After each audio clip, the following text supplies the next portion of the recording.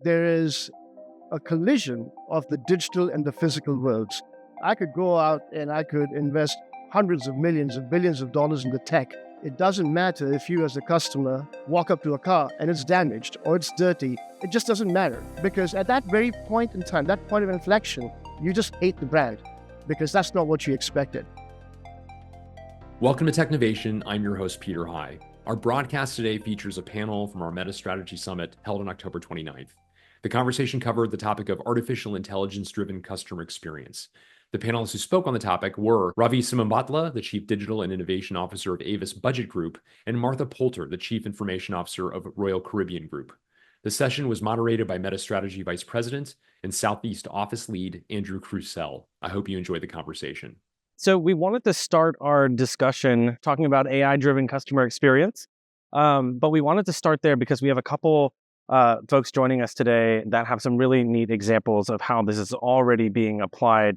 It's been about 2 years since the public unveiling of ChatGPT. I think for all of us in the room, we've been familiar with AI, ML long before that, but just kind of that public unveiling has really changed customer sentiment and familiarity with AI, generally speaking. And I think that presents a whole host of opportunities for companies to kind of take advantage of that, putting AI front and center, both on the customer side of things, as well as the employee side of things. And so today we want to talk a little bit about the implementation of some of those things. And so I'm joined by our two panelists right now. I'd love to maybe start with Martha. So Martha is the CIO of Royal Caribbean, where she's been for the last 6+ years now. Martha was previously also the CIO at Starwood Hotels, and then also spent, about 20 years at GE Capital before that. And so jumping right into things, I mean, Royal Caribbean has really expanded the number of offerings that they have beyond the traditional shipboard experience. I mean, you guys now have CocoCay, your private island. You've really leaned into kind of building out the curated set of excursions as well. And so as kind of the opportunities for embellishing your vacation have increased, how are you guys applying AI to those kind of early stages of the customer journey around search and discovery to kind of make things easier for folks? Thanks, Andrew. Good to be with everyone. If I don't know you, I hope to meet you throughout the day. The purchasing of our vacation product, as you might imagine, is incredibly complicated. And in particular for our first-time cruisers, it's maybe overwhelming. And what we used to do, our strategy used to be, we would push you towards humans because the human can talk you through that and the human can kind of ease that process. And we felt like conversion was better. Obviously, the pandemic changed a lot of consumer behavior, probably for all of your businesses as well. And we saw just a greater amount of adoption direct on web. Again, for this very complex buy, we started weaving in AI because that kind of embellished that experience in a natural language search way, in a way where we can make more targeted recommendations, in a way where we could steer and not make such a complex offering so complex, but we could target and tailor.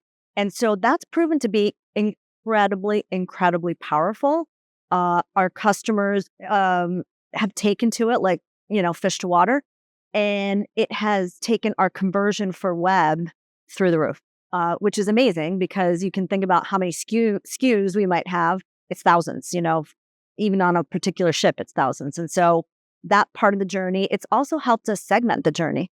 So, here's cruise, and then we're going to offer you other things along the way. And so the curation ability has really exponentially increased, which is great. Yeah. And driving direct, moving away from that, as you said, such a complex experience where you might have to rely on a travel agent previously. Now you can come straight to, and that's, driving a ton of value, which is great. And so jumping from the kind of consumer side of things, one of the things that I love and find so fascinating about the cruise industry in general is just how many different value streams you have to manage at one time. I mean, you're a floating hotel, casino, entertainment company. There's F&B, you're running restaurants, in addition to kind of the maritime and shipbuilding aspect of things. And so as you look across all of those value streams, kind of internally within the employee or crew experience, how are you, one, kind of like picking what use cases you're going after in the application of AI? But then are there, particular ones where you've already been able to see a lot of impact either on the employee experience side of things or in terms of kind of ROI? On that side, we look at really where we spend the most. And so it's a little bit less about, on the guest side, it's more about removing the friction and obviously resulting in conversion. On the employee side, it's a little bit more about where do we spend the most. So our top 3 spends, and we are floating cities, you know, you've been with us. The top 3 spend is people, fuel, and food. That's the top 3. And so we focus on those 3. We've turned everyday problems into data problems that didn't used to be data problems. And food is a good example of one. Fuel is the other good example. Food was, if you were the chef of a particular venue, you ordered what you thought, you cooked what you thought, and you served what you thought. And I really mean what you thought. It was gut, experience-based, but gut-based. So we started measuring, and we measure our proteins. And so we measure them before and the after, which is not as pleasant, but the before and the after in an effort to reduce waste. And so we've taken that whole problem into a data problem. So all the way from ordering to freezing to thawing to cooking to waste. And that not only helps in our sustainability, obviously, but it's a huge benefit. When you start measuring what actually doesn't get consumed, you say, well, maybe the recipe is not good. That could be a real problem. Maybe I'm making too much. Maybe I'm serving too much. Maybe how people are, the demographic of the people that are on board doesn't suit this particular kind of output. And so it's really, we've saved tens of millions of dollars doing that. And we've done the same thing on the marine side with fuel, currents, weather, itineraries, all are variables that go into our AI models. But you'd never think that food could be an AI problem. But it is, actually. Even in a buffet application, it is. So how much food is out? How much food should be out? No, I love that. I love that idea of making food a data problem. Yes. As long as the data scientist isn't cooking my steak. Exactly. Right. But yes. Well, great, Martha. Thank you for that insight. So, Ravi, thank you for joining us, and just a little bit of background as well. So, Ravi is the Chief Digital and Innovation Officer at Avis Budget Group. Prior to that, held a number of executive positions at Google, United Airlines, Tesla, Aer Lingus, and Virgin Americas. So certainly a host of experience in transportation. And it's an industry that I think that we're all familiar with, the folks who are frequent travelers in this room.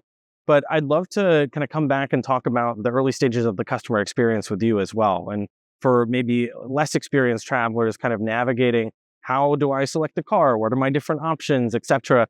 What is your approach to simplifying that kind of up-funnel customer experience with the use of AI and other ML tools?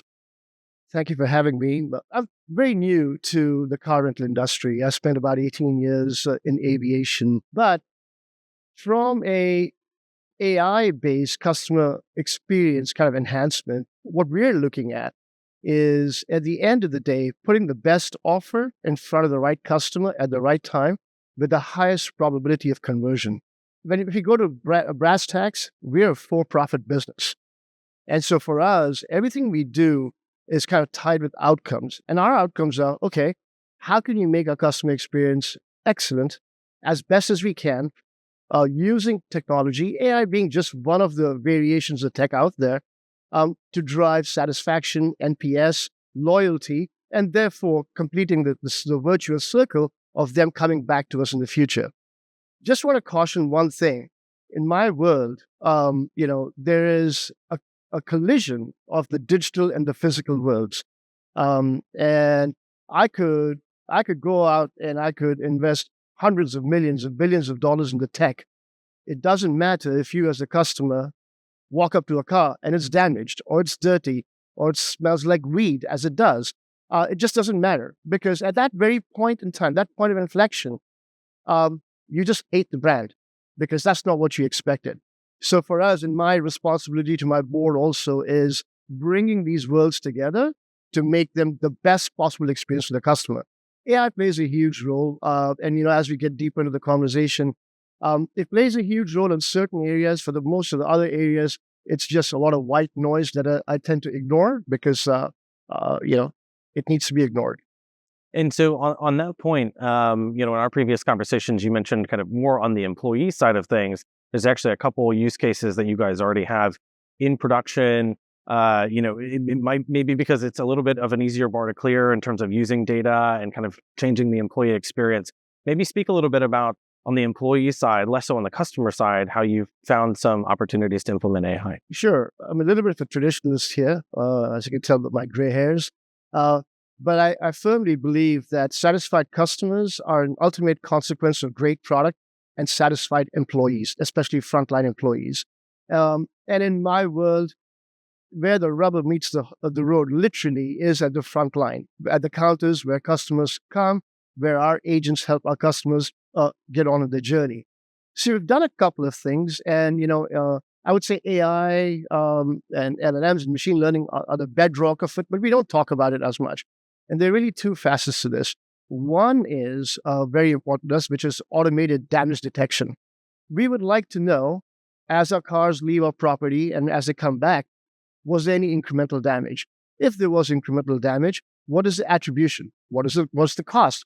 How do we let the customer know? How do we let our agents know? Because those conversations are typically not very happy, not very healthy conversations when a customer and an agent kind of confront each other about the potential damage to a vehicle.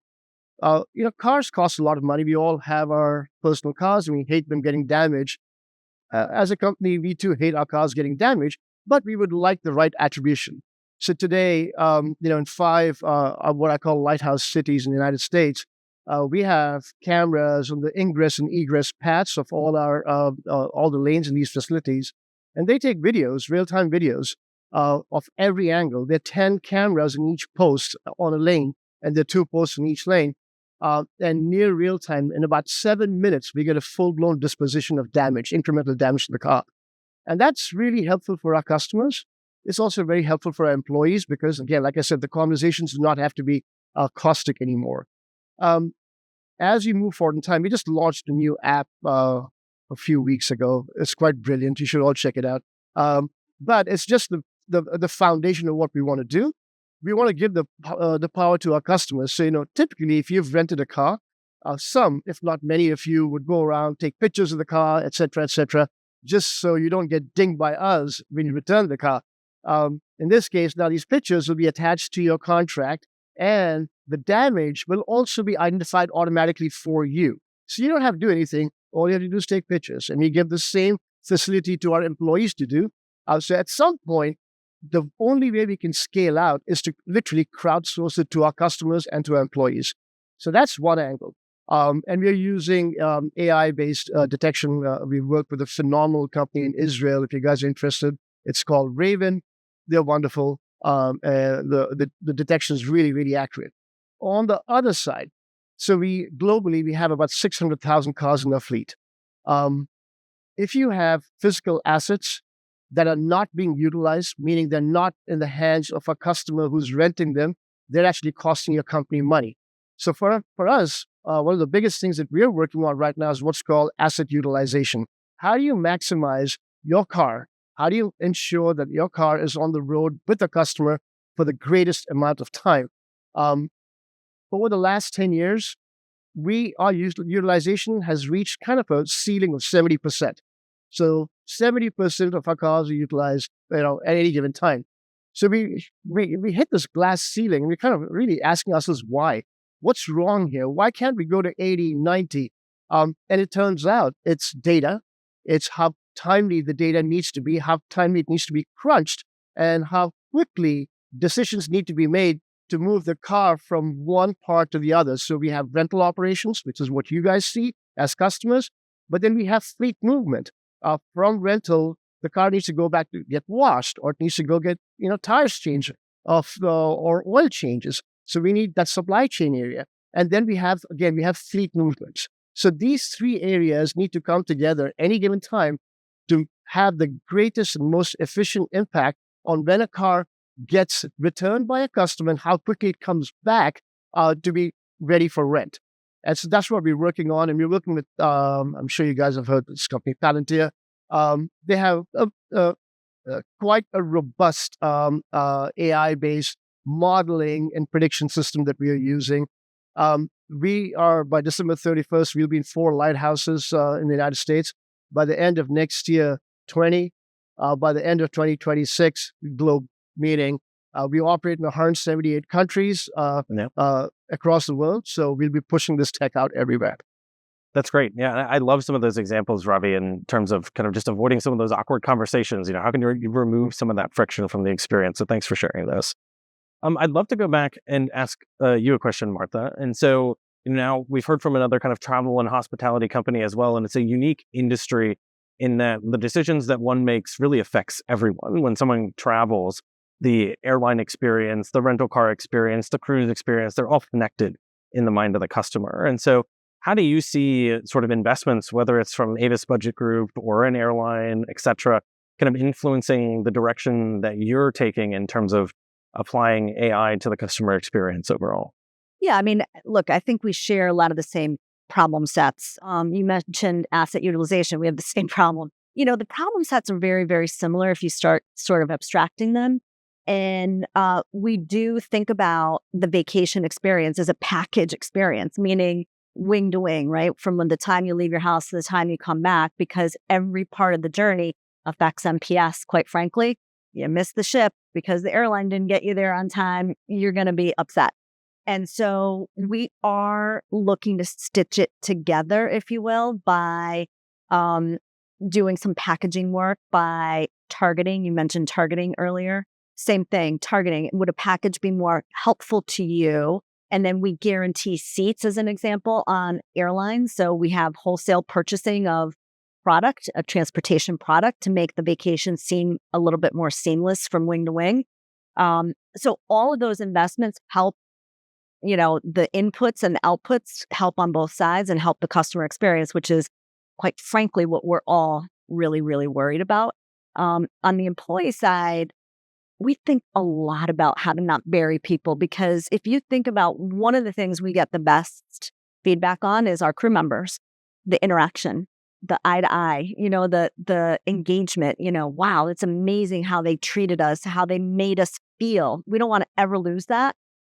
And we haven't solved it, right? We're working on it, and we're trial and error. We're working in different parts of the journey, as you mentioned, and ensuring that we're not over-engineering that experience, because then people are buried. They're buried in what the thing is going to tell them next. And we sometimes don't need. Yeah, no, that's great.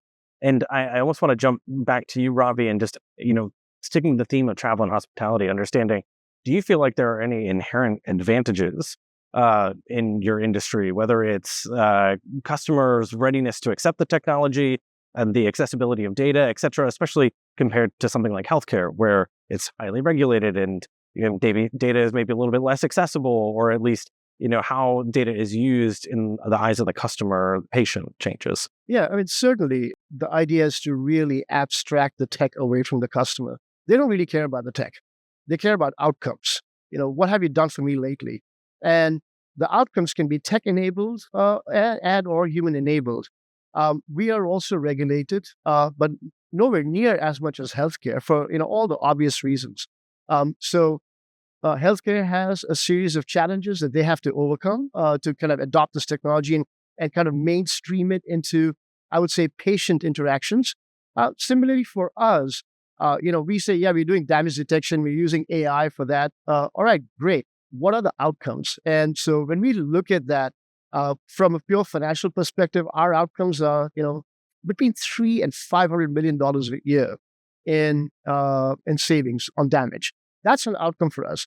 On the flip side, it allows us to maintain our workforce and at high productivity levels without having to rehire more people. As you all know, COVID essentially compressed a lot of frontline workforces across the industries. So I think regulation is going to be around now until my industry adopts flying taxis, which should have gotten me here faster. But until all those things happen, I think we're in a much safer spot because we can abstract the tech away from our customers. I love those insights. Even though ChatGPT is in the news, I mean, everyone here, we didn't really talk about the agent aspect of things. It's there. We know that it's solving kind of customer use cases on the support side. But the things that are really exciting and driving a lot of change in the customer experience are some of those things operating in the background, whether it's for the patient or the customer, and simplifying some of those experiences. And so I just want to thank all of you for your insights and participating. Thank you so much.